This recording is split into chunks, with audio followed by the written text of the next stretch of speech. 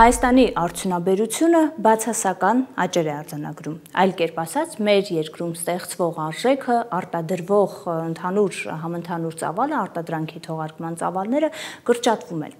Այս տարվա հունվար-օգոստոսին արդյունաբերության անկումը նախորդ տարվա նույն ժամանակահատվածի համեմատ կազմել է 7,8%, ընդ որում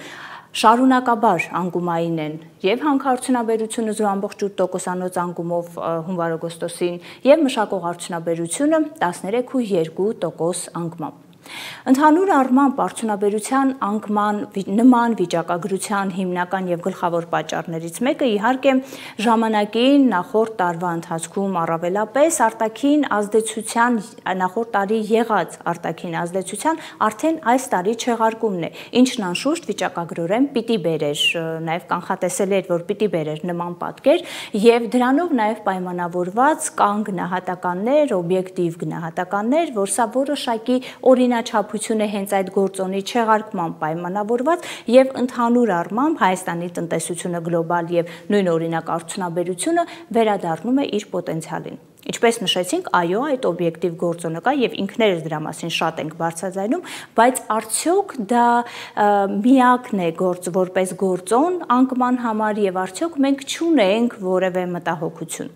Տեսեք, դիտարկենք արդյունաբերության, մասնավորապես մշակող արդյունաբերության ներքո մեկ ուղղության օրինակով առանձնացրել ենք սննդի արդյունաբերությունը, որը թեև մշակող արդյունաբերությունը 13,2% անկում է արձանագրել, մեզ մոտ սննդի արդյունաբերությունը աճ ունի եւ արդյունաբերության հետ կապված այդ գնահատականի համատեքստում, իդեմս նրա, որ արդյունաբերությունը վերադառնում է իր պոտենցիալին, իհարկե սննդամթերքի արդյունաբերության աճը, արտադրության աճը կարող է ուրախալի թվալ, սակայն ցավոք պետք է նշենք, որ դա միայն առաջին հայացքից։ Առաջարկում եմ միասին ուսումնասիրենք մեր երկրորդ պատկերը, որտեղ հենց սննդամթերքի արտադրության հետ կապված տվյալներ ենք ներկայացրել եւ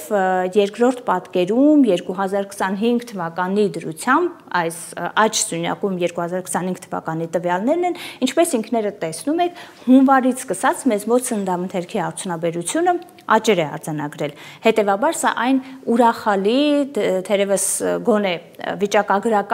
վիճակագրության ուրեմն թվերին նայելով այդքանով ուրախալի առաջին հայացքից է։ Ինչով է դա պայմանավորված։ Դա պայմանավորված է վիճակագրության այն առանձնահատկությամբ, որը տարբեր առիթներով պարբերաբար շեշտում ենք եւ որը ստիպում է հայացք նետել նախորդ տարվա նույն ժամանակաշրջանի նկատմամբ։ Իսկ ինչ ունենք մենք նախորդ տարի նույն ժամանակաշրջանում այս ոլորտի հետ կապված։ 2024 թվականի գրեթե համադրելի, գրեթե ողջ ժամանակաշրջանում սննդամթերքի արդյունաբերությունը անկումային էր։ Սա նշանակում է, որ այս տարվա աճերը յուրաքանչյուր ժամանակաշրջան իր նախորդ տարվա համապատասխանի հետ համեմատած փաստորեն տեղի են ունեցել նախորդ տարվա անկման համեմատ։ Նախորդ տարի եղել է անկում, այս տարի աճ, հետևաբար այս տարվա աճը իր ամբողջ պոտենցիալով չէ, այնպես ինչպես ներկայացված է վիճակագրությունում, օրինակ 6,6% աճը ամբողջությամբ չի համապատասխանում, այսինքն բացարձակ արժեքով 6,6% չէ, պարզ պատճառով, քանի որ նախորդ տարվա հունվար-փետրվարին մենք ունեցել ենք 2,8% անկում։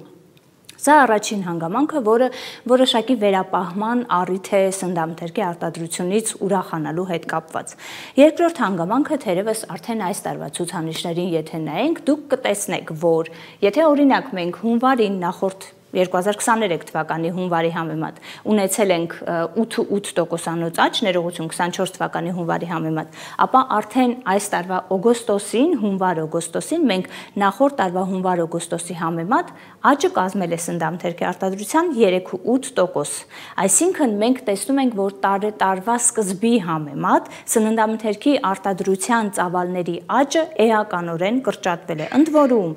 3,8% հունվար-օգոստոսին, հունվար-հուլիսին ունեցել ենք 5,5%, այսինքն ընդամենը մեկ ամսվա նախորդ, անմիջապես նախորդող ժամանակաշրջանի համեմատ եւս անկման, ուրեմն աճի տեմպի անկումը էական է։ Սա այսինքն նորից եթե վերադառնենք այն գնահատականին, որ մեզ մոտ արդյունաբերությունը վերադառնում է իր պոտենցիալին, ապա հարց է առաջանում. արդյոք այդ պոտենցիալին վերադառնալը ենթադրում է սննդամթերքի արտադրության ծավալների աճի հետզհետ է նվազում, եւ եթե այո, ապա հասկանալի է, որ այս պարագայում նույն այդ առաջին հայացքից թվացյալ ուրախալի լուրը այնքան էլ փաստորեն ուրախալի չէ։ Եվ եթե փորձենք ամփոփել, սրա ներքո կա նաև եւս մեկ հանգամանք։ Տեսեք, մենք ունենք սննդամթերքի արդյունաբերության, արտադրության ծավալների աճ, օրինակ նույն հունվար-օգոստոսին 3.8%-անոց աճ։ Բայց երբ այս ցանկի բացվածքն ենք ուսումնասիրում, օրինակ ունենք մակարոնեղենի արտադրության անկում, ինչու ենք հենց մակարոնեղենի օրինակը դիտարկում, որովհետև այդ նույն ապրանքախմբում մենք ունենք էական թանկացումներ։ Այսինքն սա արդեն գալիս հատվում է սոցիալական հնարավոր խնդիրների հետ։